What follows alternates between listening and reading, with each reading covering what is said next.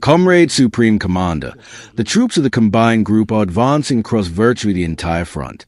Troops and military units are defeating the enemy and successfully advancing deep into its defenses.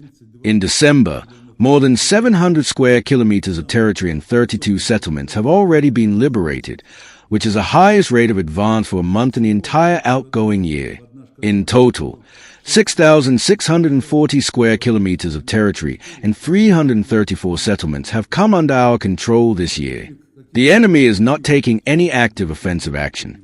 It has focused its main efforts on strengthening its defenses and is trying to slow down the pace of our advance by conducting counterattacks in certain areas and the massive use of drones.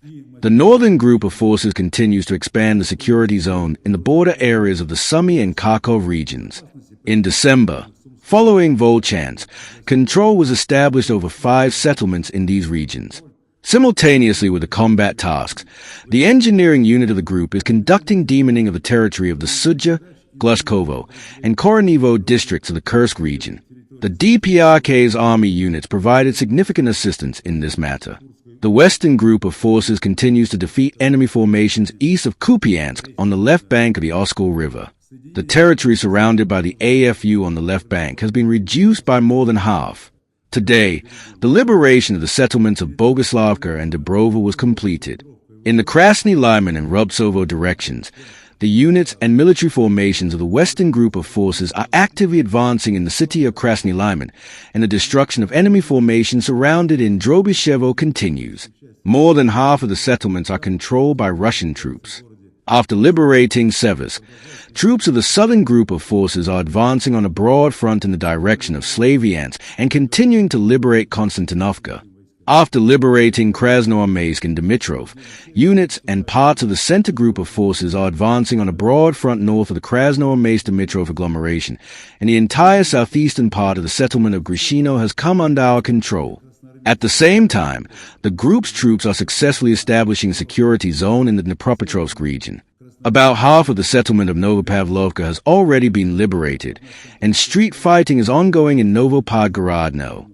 The eastern group of forces continues to advance in the Zaporizhzhia region on the western bank of the Gaishu River, deep into enemy defenses.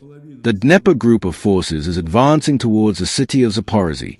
The settlement of Lukyanovskoye has been liberated. The liberation of Primorsky is being completed, and street fighting is underway in Orakovo. Comrade Supreme Commander-in-Chief, the task of liberating the Donetsk and Lugansk People's Republics, Zaporizhzhia, and Kherson regions will be continued in accordance with the plan. The report is complete. Thank you, Valeriy Vasiljevic. Just yesterday, December 27th, we held a working meeting during which we discussed in detail and analyzed the situation in the areas of operation of the center and eastern groups of forces. After liberating Krasnoarmiisk and Dimitrov, the center group of forces is completing the elimination of the AFU groups surrounded there and at the same time is advancing towards the state border, the borders of the Donetsk People's Republic. The situation in the combat zone of the eastern group of forces in the Zaporizhzhia region is also developing favorably. The group's troops crossed the Gaishu River, broke through the enemy's defenses, and are advancing at a good pace towards Zaporizhzhia.